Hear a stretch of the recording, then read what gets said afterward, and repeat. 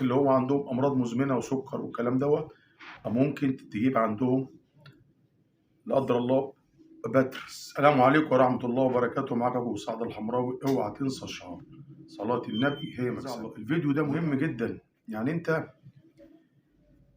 تجيب واحد القهوه الساده كده وتقوم قاعد معايا، وعشان دوت مصلحه ليك ولاهلك ولعيالك ونفسك. النهارده ان شاء الله باذن الله هنتكلموا على الاسماك المسممه. في بعض البياعين ما يعرفهاش اصلا، فانا بعرفها لك بحيث لما انت تيجي تشتري تبقى انت تعرف.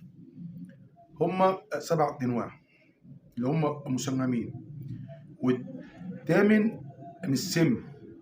الثامن حاجه زي كهرباء. اول حاجه في السمك اللي هو المسمم، هنتكلموا على سمكه الارنب.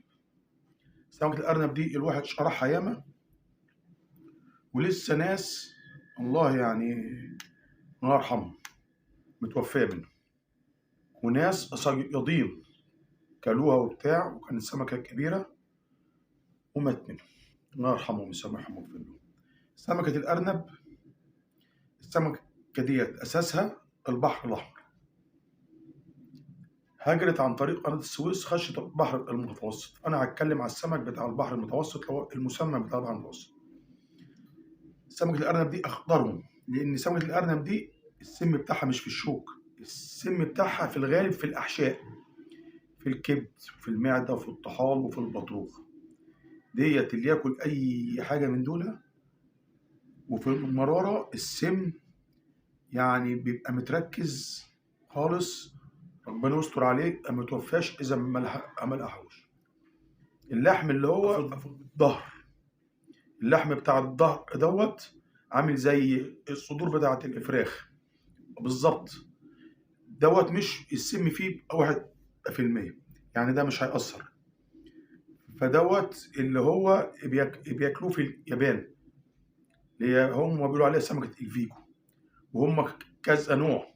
هي بتتاكل، بس اللي عاوز اللي ينضفها حلو ويكون متخصص فيها وبتاع. بس برضك للأمانة ممنوع حد ياكلها، عشان ديت حاجة بتموت. هنا احنا بقى هنيجي للسن نفسه. الإنسان أول لما بياكلها بيحس بإيه؟ يحس بزغللة. بعد الزغللة بيجيله في وشه وفي شفايفه من هنا كده، يحس إن هما منمقلة.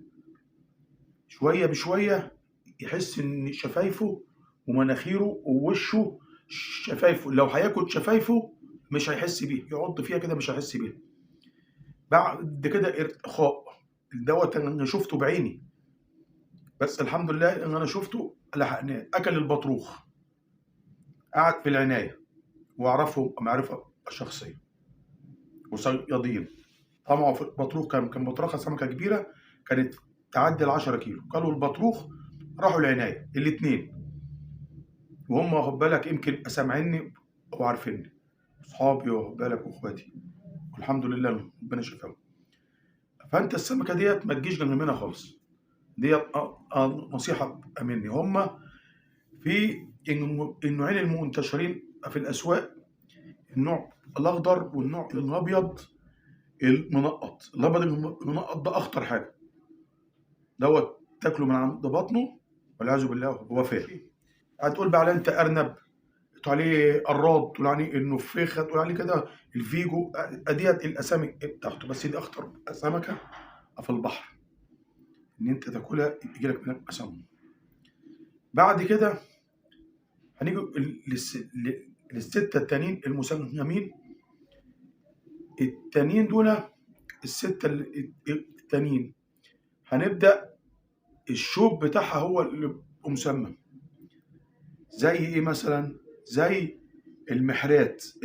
المحرات العريض، مش المحرات الحر اللي بيقولوا عليه البقرة والفار والفرش والحاجات ديت بيبقى، او السمكة اللسعة ديت بيبقى فين؟ بيبقى في الديل.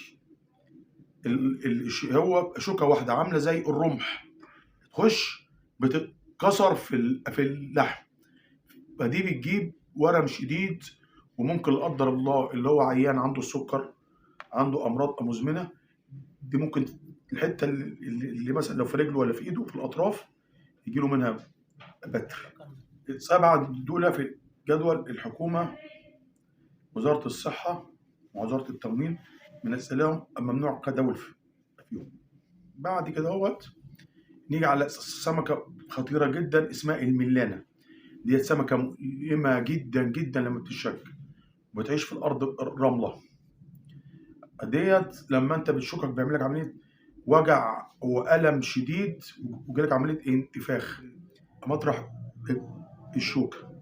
والشوكه بتاعتها في ظهرها وفي راسها، اللي في ظهرها اجمد من اللي في راسها. ديت اللي هم بيصطادوا بردك والبياعين، يعني هي بتغرك وبتتاكل. يعني انت لو نظفتها وجيت تاكلها لحمها حلو خالص، مفيش فيها حاجه. والبقر بردك بيتاكل يكون حي ولحمه حلو. بعد كده هوت هنيجي لسمكة الديك أو الأسد أو سمكة العقرب. السمكة دي بردك نفس الحكاية، السم بتاعها في الشوك ومؤلمة جدا. وبردك اللي هو عندهم أمراض مزمنة وسكر والكلام دوت ممكن تجيب عندهم لا قدر الله بتر. خلي بالك أنت من السمكة اللي بعد كده الفصيلة اللي هي الاسكورب. سمكة حلوة جدا الاسكوربة دي، تاكل في الشوربة. يعني هي سمكة شوربة، وسبحان الله بيعالجوا بيها التهاب المثانة كبول الله راضي، بالذات عند الأطفال والرجال الكبار اللي يكون عندهم التهاب في المثانة. بعد دوت هنيجي على إيه بقى؟ هنيجي على حاجة اسمها سمكة اسمها الجلخ.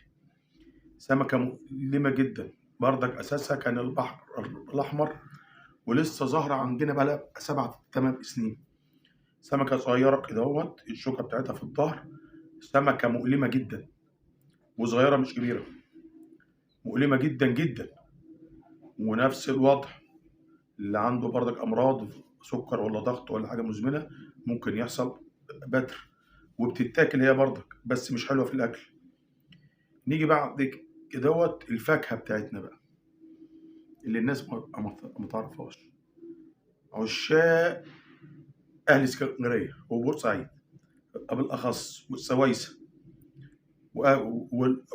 وخط القناة، السجان.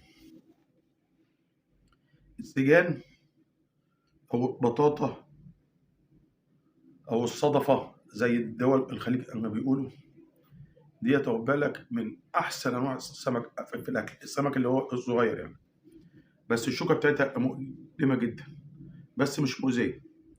يعني إيه؟ يعني أنت بتتألم فيها ألم، وشوكتها جامدة بس مش مؤذية زي اللي هم قبلهم. السمكة بقى التامنة دي مش في الشوك، دي سمكة اسمها رعاش.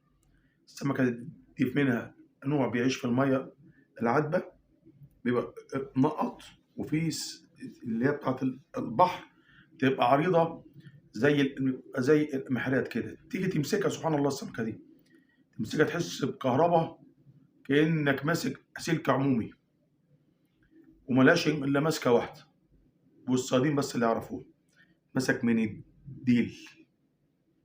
على الله تكونوا استفدتوا وتصلوا على النبي.